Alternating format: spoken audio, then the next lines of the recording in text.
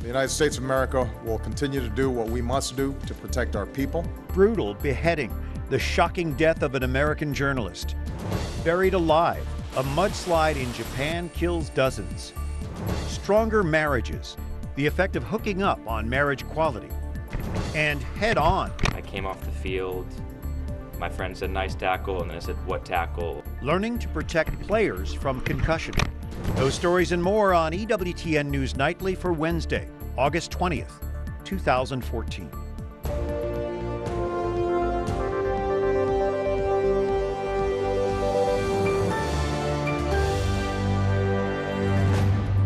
Good evening from Washington, D.C. Thanks for joining us. I'm Brian Patrick as we look at your news now.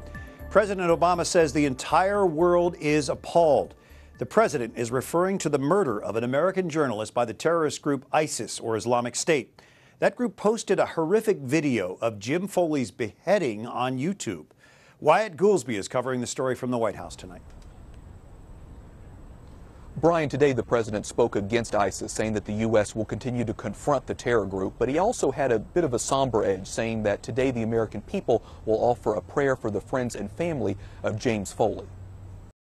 So ISIL speaks for no religion. Their victims are overwhelmingly Muslim, and no faith teaches people to massacre innocents. No just God would stand for what they did yesterday and what they do every single day. Speaking during his vacation at Martha's Vineyard, President Obama says he called Jim Foley's parents today to offer condolences. It comes as U.S. intelligence confirms the video of Foley's beheading as real. In it, militants kill Foley, then threaten to kill another captured American journalist if the U.S. doesn't end military operations in Iraq. Foley disappeared in November 2012 while working as a freelance journalist in Syria. This is a tragedy which is beyond imagining. There are no words to describe this kind of inhumanity. Signs of respect are visible outside Foley's parents' house in Rochester, New Hampshire. Foley was a member of a devout Catholic family who spoke today about his life. He was strong, courageous, loving to the end. I mean, we just hardly recognize our little boy. I mean, he was just a hero. And you know from the videos, his last words were, "I wish I had more time to see my family." EWTN News Nightly also spoke today with Bishop Peter Labashi from Foley's home diocese, who was calling for prayers and patience. A Christian must always remember, revenge does not belong to us. Mercy, as difficult as it may seem, is the most important message we can carry at this time. Remove all bitterness. Meanwhile, intelligence officials are probing the video itself, looking for clues. United Kingdom officials are particularly concerned because the militant in the video spoke with a British accent. The issue of foreign nationals joining jihadists, whether they be American, British, or from other countries, will likely be continued to talk about in the next few days. The big concern there, of course, is whether foreign nationals are trained as terrorists in the Middle East and then re-enter their home Western countries and could potentially pose a threat. Brian? All right, Wyatt Goolsby at the White House. And to further explore dangers to foreign journalists, we have Patrick Butler with the International Center for Journalists. Also, Jim Policinski, the COO of the Newseum Institute, also Senior Vice President of the First Amendment Center. This is heartbreaking news. We're all journalists. How does this affect you personally? Well, as you say, we're all journalists, and we consider ourselves really a family. And our hearts go out to the Foley family for what they're suffering today. But I think all journalists in the world, Mr. Foley's colleagues who worked with him in Syria and other hot spots around the world, but really all of us, we feel that it could happen to any of us in some cases. No, I think that's a very good point. And again, our deepest sympathies to the family. I think every journalist can see this happening at some point in their career if they're covering anything controversial. And the fact of the matter is, around the world, more and more journalists are facing just this kind of threat. It's a tough world, and there are so many risks now to these international journalists, aren't there? Absolutely. I mean, there have been almost 70 journalists killed in Syria since 1992, according to the Committee to Protect Journalists. It's been the most dangerous country in the world for journalists over the last couple of years. And lots of journalists kidnapped or missing. We don't know where they are. And I just want to point out, too, that it's also the local journalists who suffer a lot from what's happening. Their names don't get heard very much, but really a lot of the victims tend to be Syrian journalists, Iraqi journalists who are covering their own country for their own people. And Gene, other journalists and would-be journalists seeing a story like this, if they have the same ideals as Mr. Foley, how might this affect their future? Well, I think it's natural to say, oh my goodness, that could occur to me. But I also think it's such an inspiring thing. You know, he had been abducted in several years ago in Libya and then released after being held by government troops, and he came back yet to this conflict area. You know, I think that the role of journalism in the world now is so expanded. It has such immediacy. It has the ability through new technology to really touch the planet from your cell phone or from an iPad. And that irony, in a way, is that it increases the danger to journalists because people can now get their own message out. You're no longer the non-combatant they need to have to tell the story. And especially freelance journalists, because you know a lot of the news organizations scale back and they hire freelance journalists as they need them. We do that here, but without the protection of a large company or people behind them, aren't they especially vulnerable?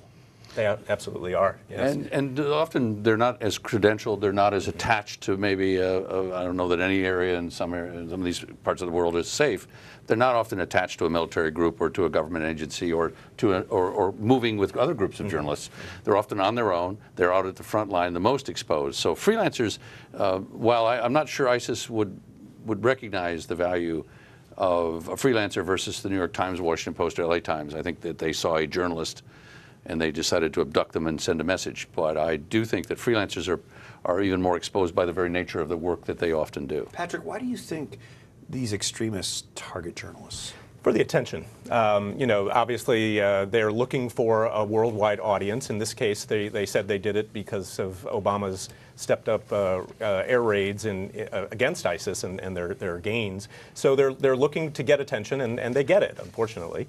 I think the question of what happens next and what we do impacts the future of other journalists, because when terrorists see that they can profit from kidnapping journalists, the danger is that they will continue to do it. All right, Patrick Butler and Gene Policinski, we appreciate you. We grieve with you, and we thank you for joining us. Thank you. Thank you for having us. And now some of the other stories our EWTN News Nightly team has been covering in today's world. Praying for peace in Ferguson. Right now, Catholics are joining in prayer at Mass. And the U.S. Attorney General is there as part of the Justice Department's civil rights investigation into that police shooting of Michael Brown more than a week ago. Jason Calvi here now, continuing to cover this developing story tonight. Brian, Attorney General Eric Holder is the highest federal official on the ground in Ferguson. It's been a busy visit for him as the fury in Ferguson quiets down for a day. Holder met with FBI agents on the ground, faith leaders. He also met college students where they discussed their interactions with police. It's the same day a grand jury looks at whether the police officer should be charged in the shooting of Michael Brown. And it was quiet at the site of Brown's death with a small memorial. It's the quiet Father Art Cavett is used to in Ferguson. It's a relatively quiet place. This is out of the ordinary for sure to be experiencing this kind of volatility. Cavett ministers to the African American community. He lives at Blessed Teresa of Calcutta Parish in Ferguson. It's here that parishioners have been gathering to pray the rosary for peace. That in and of itself can be just a healing thing. Father Cavett says he'd like you to see the parish he knows. I would like a camera to be present during the Sunday liturgy times when people are gathering and when people are just around each other.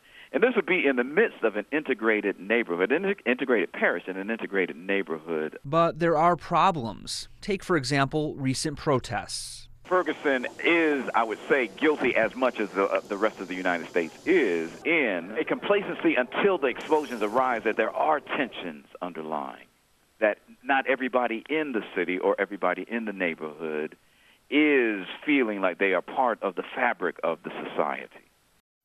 And so tonight, prayers for peace and for justice. The Archbishop of Saint Louis is right now celebrating Mass for the cause at their beautiful cathedral. And I should add, Brian, that it was back in 1946 that the then Archbishop of Saint Louis desegregated all of the Catholic schools in that city. So they definitely know and are involved with this issue over the long term here. And stepping up again. Thank you, Jason.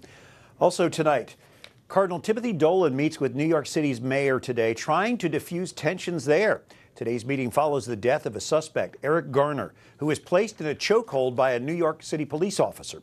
Cardinal Dolan said the city has seen somber something somber, but can bring something, rather God can bring something good out of that. The roundtable meeting with the mayor included leaders from minority communities, other religious groups, as well as the police force. A temporary Supreme Court decision means traditional marriage is still the rule of law in Virginia. The court announced its decision late today. It puts on hold a lower court's ruling that threw out Virginia's constitutional amendment defining marriage as only between a man and a woman. Virginia voters approved that constitutional amendment in 2006. Today's ruling follows a trend of the top court putting a pause of other appeals courts' decisions striking down state bans on same-sex marriage, meaning it's likely that eventually the Supreme Court will have to weigh in directly on the issue in the future. In Pakistan, thousands of protesters are defying the government, camping out in the heart of that nation's capital. The protesters took over Islamabad's red zone, an area surrounding government buildings that's normally highly secure. They want the current Prime Minister, Nawaz Sharif, to resign, accusing him of committing election fraud. The tense situation is raising concerns the army could intervene in some way. That country has a history of military coups.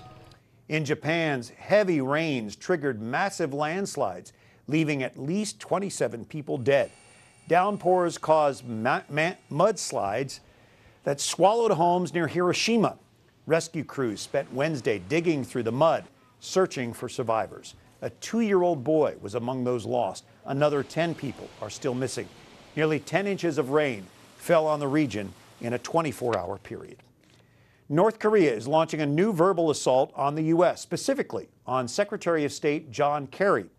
On state TV, the government criticized Kerry over what they called his hideous lantern jaw. The news anchor continued the attack, comparing Kerry to a wild dog that is only concerned about biting and hurting people. These stinging verbal assaults are a way North Korea expresses its displeasure with the West since Kim Jong-un assumed power. They seem to be tied to military drills that the U.S. is conducting with South Korea this week. Pope Francis condenses his trip to Korea into 3 words at his general audience today: memory, hope, and witness. The Pope renewed his prayer that all Koreans, North and South, be reconciled. He also thanked people for their prayers for his family members who died this week in a car accident. Even the Pope has a family, he said. His nephew's wife and 2 young sons were killed in that car crash in Argentina. Earlier, crowds gathered as the Pope continued his tradition of visiting Rome's Basilica of St. Mary Major upon returning from travel abroad. This time, he brought a special gift for the Mother of Jesus, a bouquet of roses given to him by a young Korean girl. The Pope spent a few minutes praying in the church before going home to rest up from his trip to Korea. A consecrated Eucharist belongs to the Church. That is the legal argument at the heart of a lawsuit filed today to stop a satanic black mass planned for next month in Oklahoma City. As reported by our news partner, the National Catholic Register, the suit filed in Oklahoma District Court contends that organizers of the black mass are in possession of stolen property. The satanic ritual requires a consecrated host, and stealing it at a legitimate mass would be the only way to get the host. Archbishop Paul Coakley is asking the court to order that the host be returned to him immediately. He says he hopes this legal step will prevent the desecration of the Eucharist from taking place.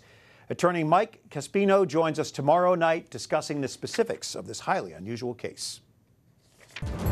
Coming up, is hooking up a way to the altar? And enjoying summer's juiciest fruits while there's still time.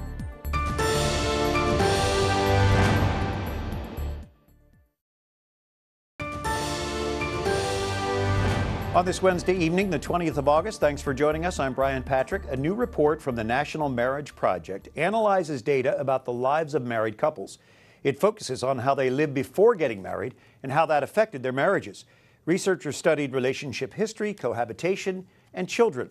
Here are some of the key findings of the study.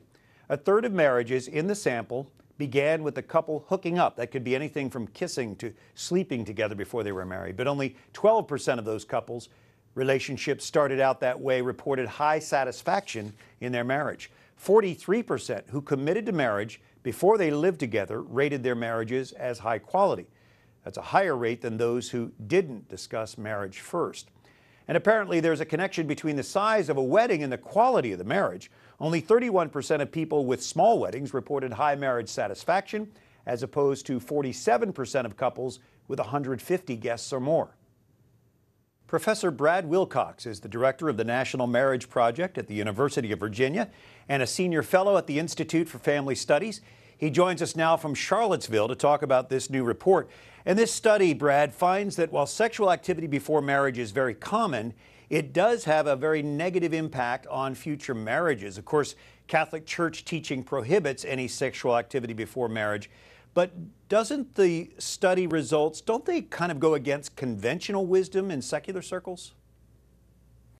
Yeah, I think what many people think is that kind of the more experience you have when it comes to life in general, the better you'll do. I think that's true for many things when it comes to like work. Often having, lots of different job experiences is helpful. But when it comes to marriage, what this study suggests is that couples who have, or people who have more relationships, more cohabiting partnerships in their history are less likely to flourish. So in a sense, less complexity here looks like a good thing for American couples today. One of the interesting tidbits in the study shows that people with more guests at their weddings tend to report higher marriage quality. Explain that. Well, we're controlling here for income and education the part of the respondents, and what we're finding is that sort of above and beyond that, people who have larger weddings, who have more family, more friends at their weddings, are more likely to flourish in their marriages today. And we attribute that to probably two things. One is that they may have more friends and family kind of in their network, kind of in their corner to be there with them, to give them counsel, support, to keep them on the straight and narrow path when the going gets tough in their marriages, as it does for most couples.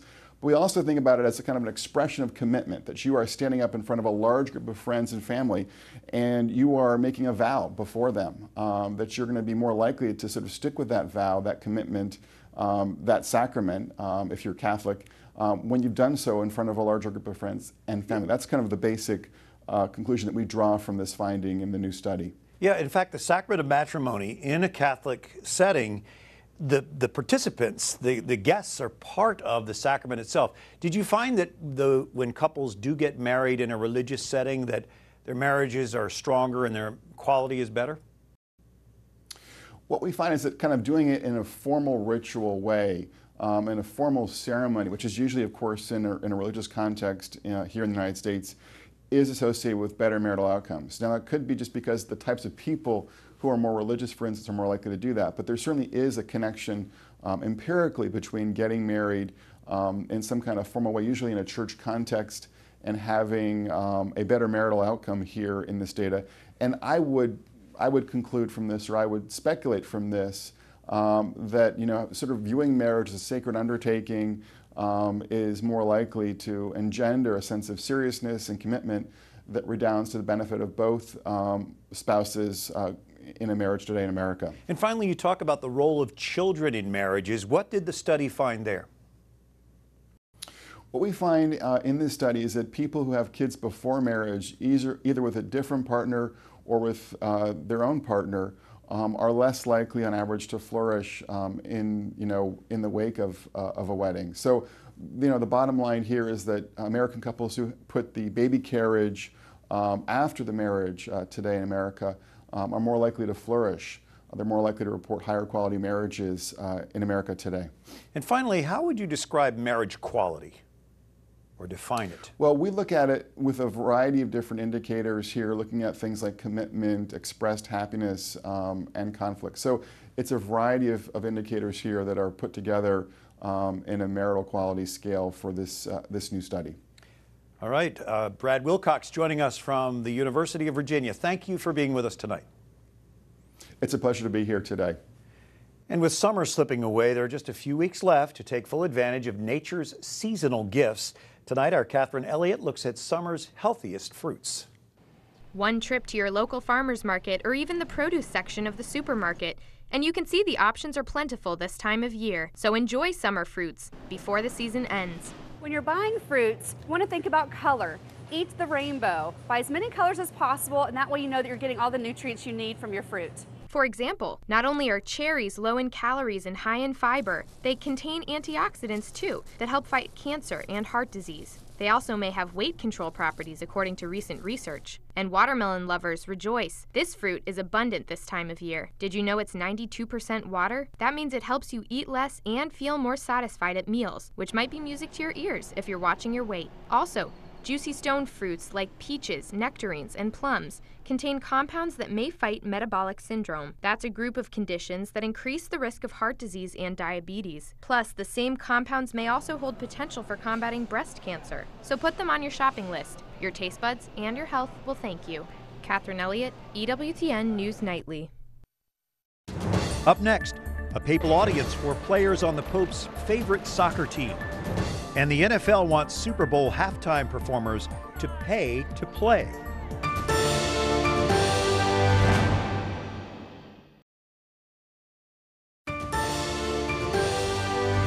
We're grateful you're joining us for EWTN News Nightly. I'm Brian Patrick, and Pope Francis greeted his favorite Argentinian soccer team at the Vatican today. The Buenos Aires-based team sent this delegation to see their most famous fan. They recently won the Copa, South American club football's most prestigious competition. It's a first for the Argentina club in its 106-year history. The team presented the trophy to the Holy Father, which he held for a few minutes, long enough for pictures. On the papal plane, when reporters asked about the victory, the Pope said that he's very happy, but no, it's not a miracle. Well, Super Bowl halftime shows draw a huge TV audience. Now the NFL apparently thinks halftime acts should pay for this incredible exposure. The Wall Street Journal is reporting NFL reps have asked some potential acts like pop stars Rihanna, Katy Perry, and the group Coldplay if they would be willing to contribute some of their post-Super Bowl tour income to the league.